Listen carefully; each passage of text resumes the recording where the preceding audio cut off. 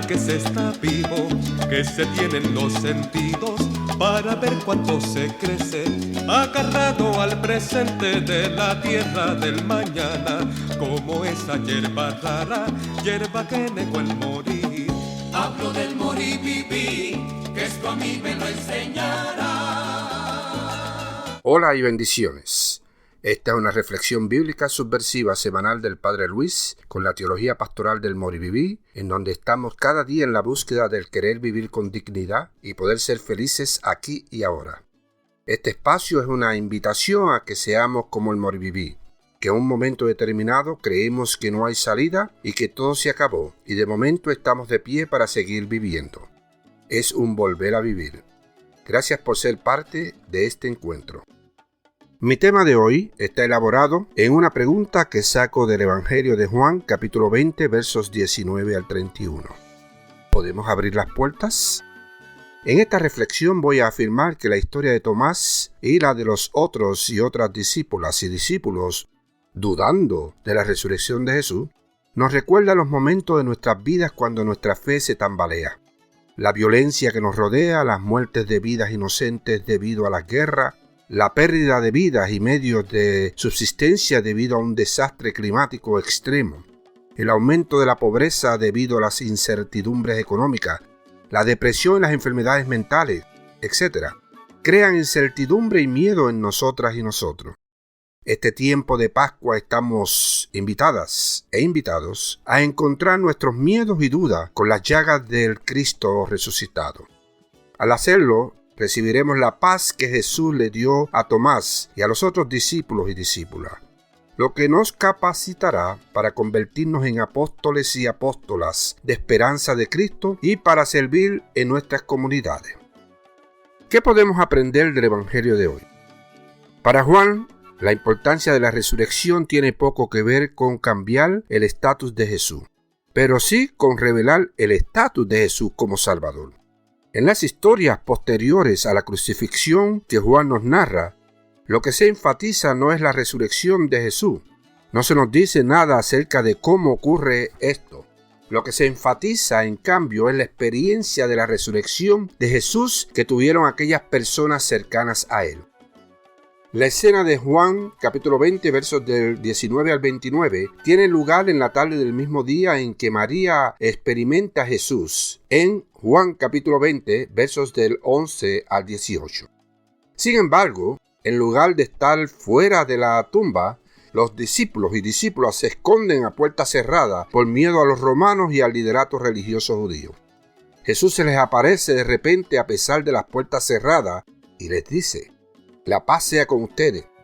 Después de que les muestra sus heridas, se regocijan de haber visto a Jesús. En este punto Jesús repite su saludo: «La paz sea con ustedes».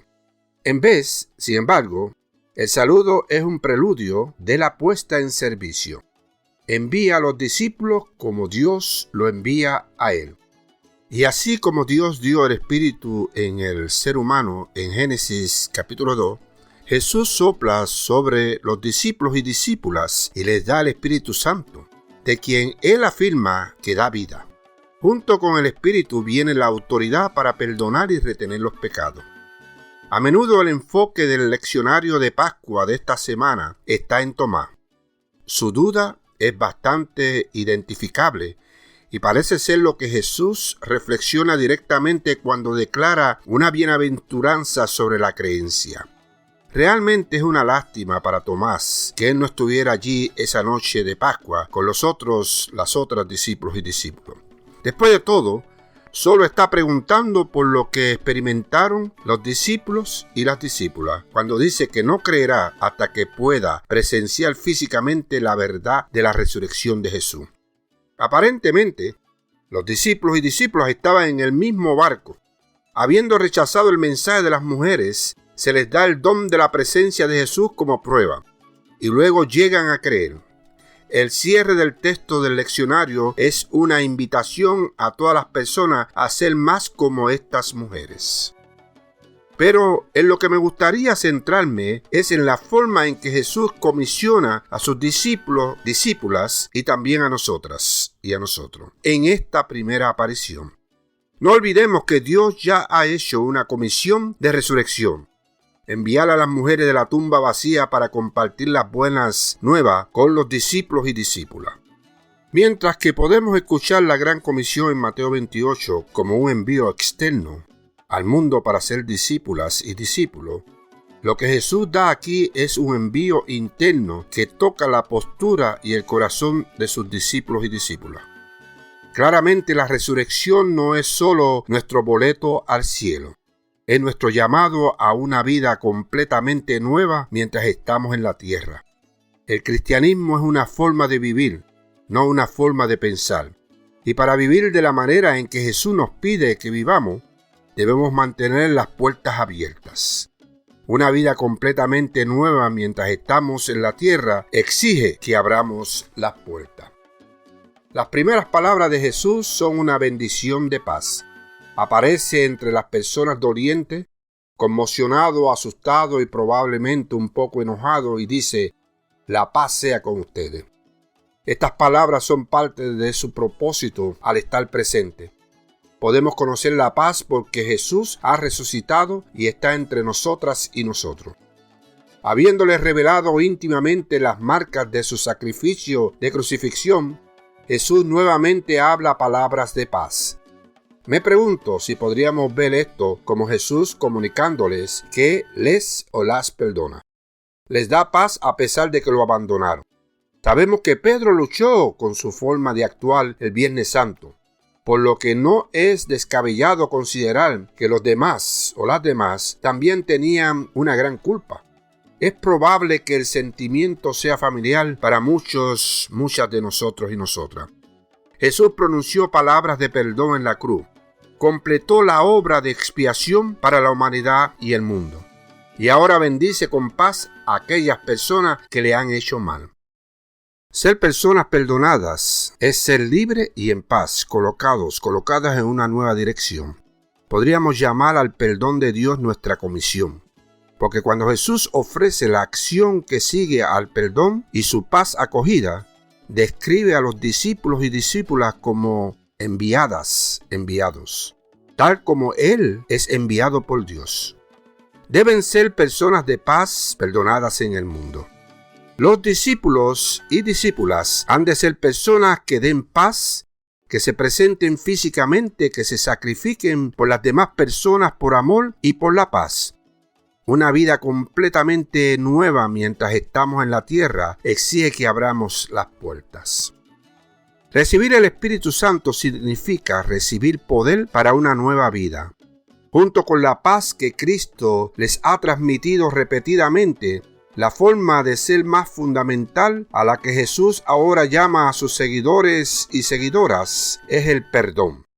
Estas son las características de los discípulas de Jesucristo resucitado. La libertad pascual sirve al propósito de la paz y el perdón. La conquista de Jesús del pecado y la muerte es para nuestra paz. Es nuestra capacidad de ser perdonadas y perdonados y también de perdonar. Dios sabe que el perdón es un acto de paz. Jesús muestra que es verdad y el Espíritu llena nuestro ser más íntimo. El perdón es un tema y una práctica complicada en la que debemos de tener cuidado para evitar la simplificación excesiva. Es importante reconocer, por ejemplo, que el perdón es una actividad diferente a la justicia, la reparación o la reconciliación. A menudo, todos estos se confunden, una mezcla que lleva a que ninguno de ellos sea perseguido adecuadamente y por lo general, más de una de estas facetas debe buscarse junto con el perdón. Pero el perdón es algo que podemos buscar por nuestra cuenta, incluso cuando la otra parte se niega a participar en las obras de paz.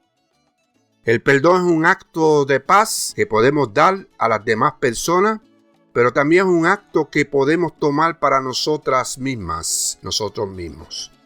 Al igual que los discípulas, encerradas en el aposento alto, por el soplo vivificante del Espíritu Santo, podemos conocer la paz y el perdón de Jesús durante los sentimientos complicados. Sin embargo, tenga esto en cuenta. Sin justicia no hay paz. ¿Quién no ha sido lastimada o lastimado por las acciones o palabras de otra persona? Cuando alguien que te importa te lastima, puedes aferrarte a la ira y al resentimiento, o abrazar el perdón y seguir adelante. El perdón significa diferentes cosas para diferentes personas, pero en general implica una decisión intencional de dejar ir el resentimiento y la ira. ¿Qué es lo que hacemos cuando perdonamos? ¿Estamos olvidando, ignorando, pasando por alto, no tomar en cuenta las malas acciones? ¿Estamos renunciando a nuestro deseo de buscar venganza, retribución, incluso justicia? ¿Cómo puedo saber si realmente he perdonado a alguien? Perdonar no significa olvidar o excusar el daño que te han hecho. Tampoco significa necesariamente reconciliarse con la persona que causó el daño.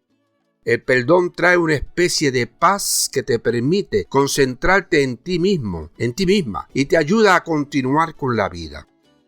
Una condición para recibir el perdón de Dios es nuestra voluntad de perdonar a otras personas. El perdón humano es un reflejo de nuestra experiencia y comprensión del perdón de Dios. Una vida completamente nueva mientras estamos en la tierra exige que abramos las puertas. En Primera de Pedro, la Biblia nos dice que la gente no puede sobrevivir mucho tiempo sin esperanza. La esperanza nos mantiene atravesando experiencias dolorosas y el temor de lo que nos ofrece el futuro.